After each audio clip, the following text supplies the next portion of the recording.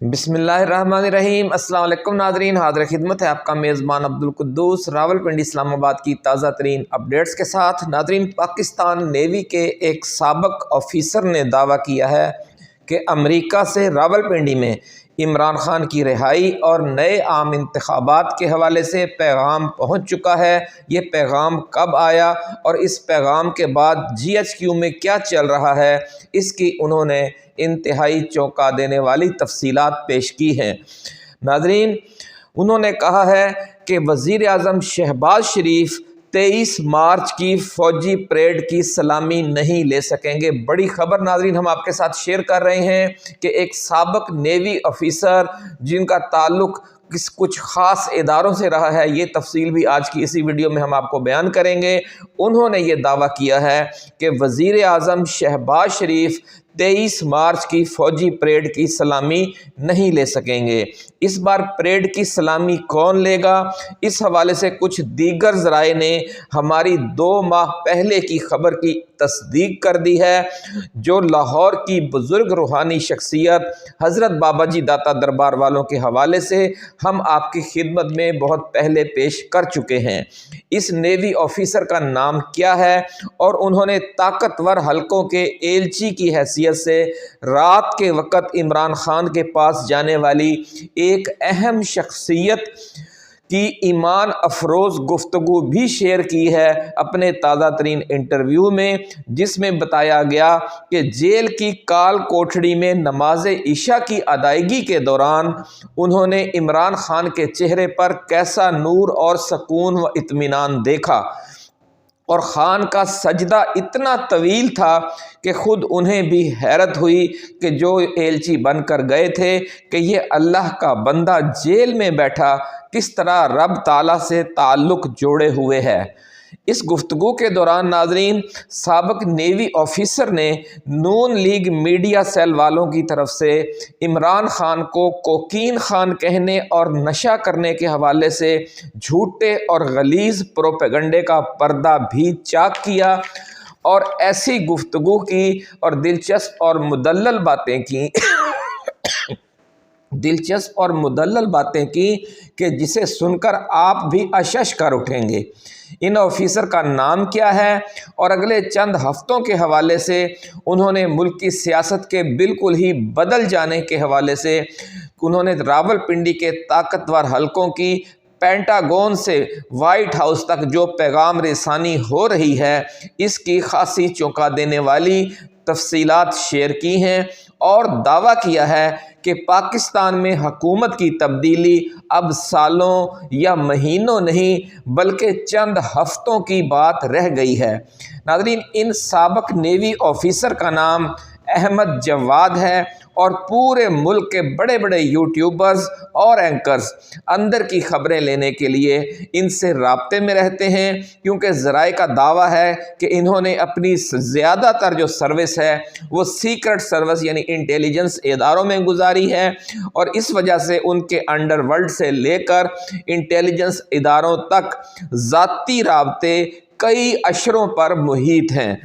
Video کی ناظرین چونکا دینے والی تفصیلات میں جانے سے پہلے ہم اپنے نئے آنے والے دوستوں کو یاد دلانا چاہتے ہیں کہ آپ نے اپنے اس چینل کو سبسکرائب کرنا نہیں بھولنا، کیونکہ آپ کے اسی تعاون نے ہمارے 1 لاکھ سبسکرائبرز کے ہدف کو کامیابی سے عبور کرنے میں کلیدی کردار ادا کرنا ہے انشاءاللہ تعالی۔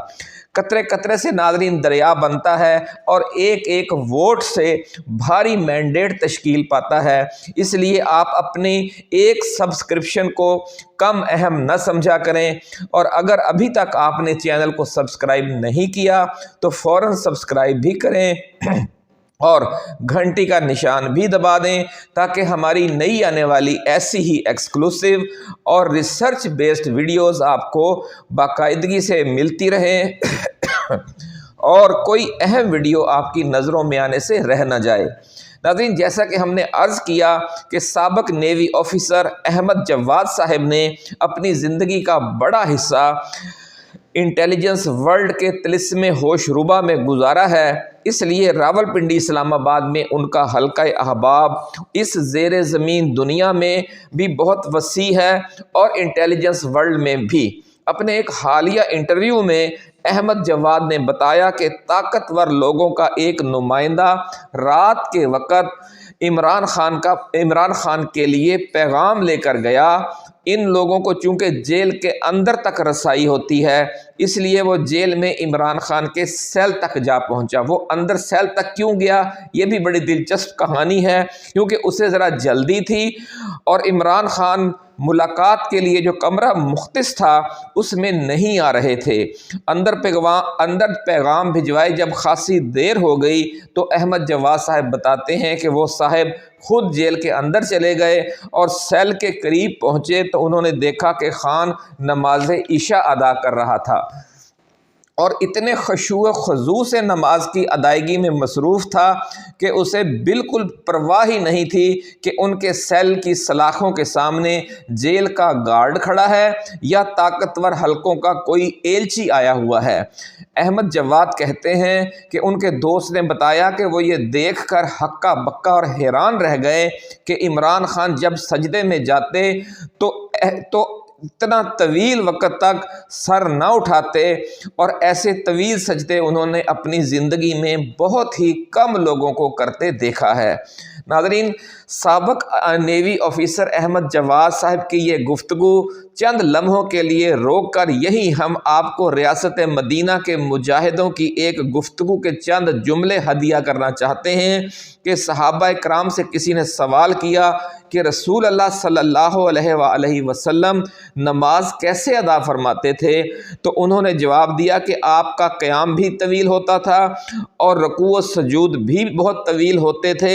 और आप इतना तवील रकू व सजूद फरमाते कि हम समझते कि आप शायद नमाज के अगले मरहले के बारे में भूल चुके हैं। यहाँ तक कि जो सजदे थे वो रकू से भी ज़्यादा तवील होते थे और जब वो सजदे बारगाह इलाही के हजूर सर झुकाते तो हमें यूँ महसूस होता जब उनके हम पीछे नमाज पढ़ रहे होते थे कि शायद आप सर उठाना भूल गए हैं। इसी तरह दो सजदों के दरमियान वक्फ़ा भी आप सल्लल्लाहु अलैहि वसल्लम बहुत तवील फरमाते और हमें ऐसे लगता कि शायद आप दूसरा सजदा करना भूल गए हैं। तो नाजरीन, साबिक नेवी ऑफिसर अहमद जवाद साहब ने अडियाला जेल में इमरान खान की नमाज इशा और तवील सजदे की जो मंजर कशी की है उसे सुनकर हमें सहाबा कराम का सुनाया हुआ ये वाक़या याद आ गया। तो और हमें ये लिखा कि सुन्नत नबवी पर भी इमरान खान नमाज के दौरान भी बड़े खुशू खुजू से अमल कर रहे हैं। अल्लाह ताला आपके इन इमरान खान के इन सजदों की बरकत से कौम को इस आजमाइश से बहरान से जल्द अज जल्द निकाले। हम भी दुआ गो हैं नाजरीन, आप भी दुआ कीजिएगा। तो नाजरीन, ये वाक़या याद आ गया और हमने मुनासिब समझा कि आपको भी तवील सजदे के इश्क की रसालत माब सल्लल्लाहु अलैहि वसल्लम की सीरत से आगाह करते चलें। आप भी जब सजदे में जाएं तो कोशिश करें कि तवील सजदा करें। वो जिस तरह कहते हैं, इकबाल ने कहा है कि वो एक सजदा जिसे तू गरां समझता है हज़ार सजदों से देता है आदमी को निजात। इमरान खान ने जिस सजदे में सर झुका दिया है उसके बाद उसने अपने उस वादे पर अमल कर दिया कि ना मैं किसी के सामने झुकूंगा ना मैं अपनी कौम को किसी के सामने झुकने दूंगा। अल्लाह ताला उसे मज़ीद सब्र व इस्तकामत अता फरमाए, हमारे कायद को इमरान खान को आमीन। तो नाजरीन, अब वीडियो के असल मौजू की तरफ चलते हैं।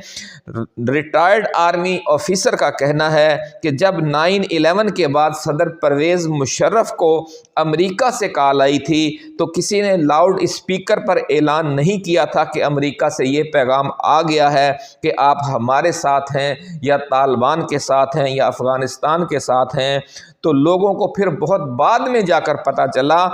اس لیے امریکہ سے راولپنڈی میں جو پیغام آتا ہے وہ آ چکا ہے، اور انہوں نے نام لیے بغیر کہا کہ یہ پیغام direct army chief general Asim Munir صاحب کو موصول ہوا ہے، اور انہوں نے اس پر عمل درآمد کی یقین دہانی بھی کروا دی ہے۔ بڑی خبر ناظرین ہم آپ کے ساتھ شیئر کر رہے ہیں کہ آرمی چیف نے یا جی ایچ کیو نے یا راولپنڈی نے پینٹاگون کو، وائٹ ہاؤس کو، ٹرمپ کو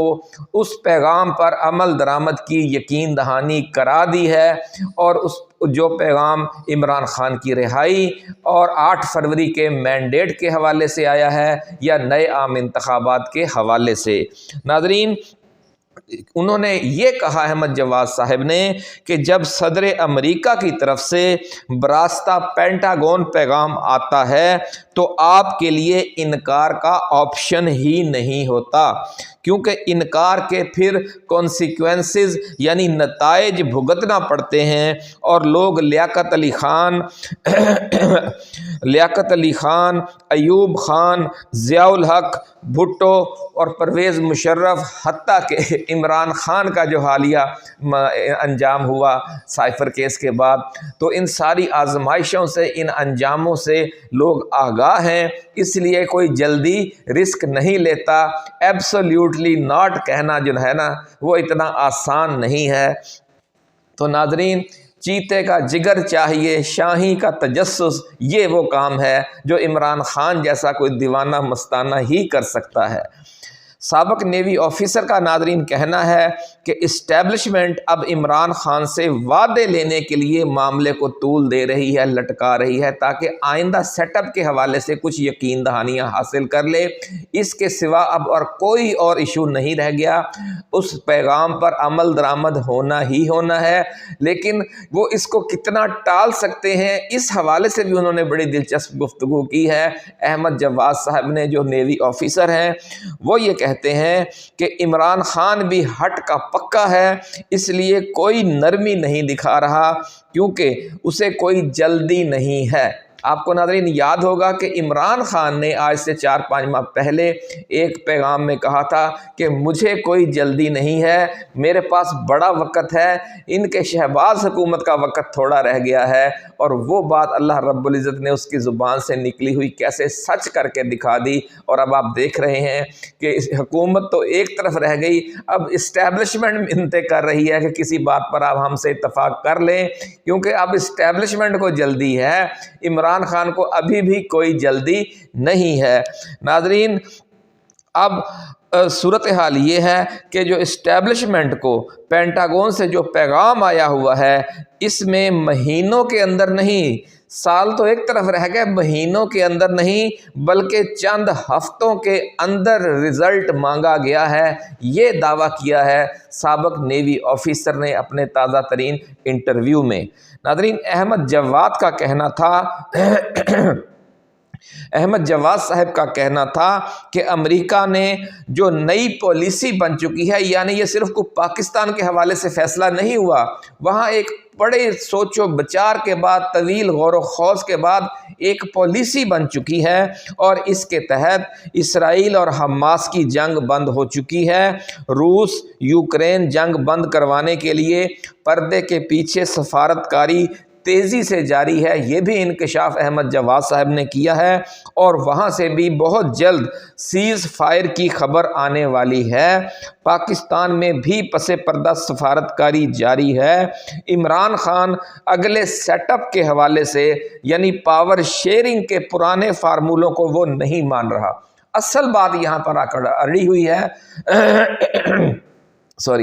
یہ کہا احمد جواد صاحب نے کہ اصل بات یعنی جو تاخیر ہو رہی ہے تھوڑی بہت، وہ اس وجہ سے ہو رہی ہے کہ عمران خان نے یہ کہہ دیا ہے کہ مجھے ایسا اقتدار نہیں چاہیے، میں غلام وزیر اعظم بننے کی بجائے آزاد قیدی بن کر زندگی گزارنا زیادہ پسند کروں گا۔